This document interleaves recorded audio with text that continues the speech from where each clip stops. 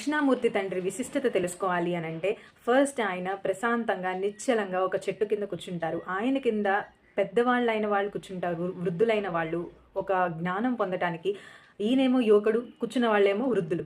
మరి ఎలాగా అనే క్వశ్చన్ వస్తుంది. కానీ జ్ఞానం పొందడానికి కానీ జ్ఞానం మనకి లభించడానికి కానీ వయసుతో సంబంధం లేదు అనే అర్థాన్ని చెప్పడానికి పరమాత్మ స్వరూపంలో, శివయ్య స్వరూపంలో ఉన్న దక్షిణామూర్తి తత్వం మన కళ్ళ ముందు కనిపిస్తుంది.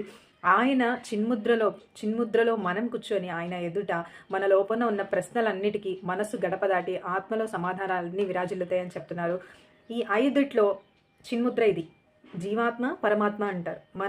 మన జీవాత్మ వంగి అహంకారాన్ని వీడి పరమాత్మలో కలవడమే ఈ చిన్ముద్ర. ఈ చిన్ముద్రలో ఆయన ఎదుట కూర్చొని మన ప్రశ్నలన్నిటికీ సమాధానం దొరుకుతుంది. తర్వాత మనం మనలో ఉన్న మౌనాన్ని ఆలింగనం చేసుకొని ఆ దక్షిణామూర్తి తత్వాన్ని మనం ప్రశాంతంగా అనుభవంలోకి వస్తుంది.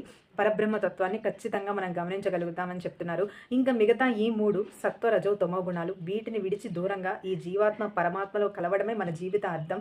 సత్వ, రజ, తమో గుణాలు అంటారు జాగృత్, స్వప్న, సుషుప్త అనే అవస్థలకు ప్రతీకలను కూడా చెప్తారు. అయితే వీటికి దూరంగా ఉండి మన జీవాత్మని పరమాత్మలో కలిపే చిన్న ప్రక్రియ.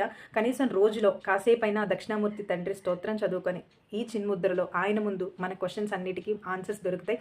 మనం కూడా చాలా ప్రశాంతంగా ఉంటాం. ఎన్ని సాధించినా కూడా మనల్ని మనం తెలుసుకోవాలి అంటారు కదా, ఆ ప్రశాంతతని, ఆ మౌనాన్ని మనం కూడా దక్కించుకుందాం.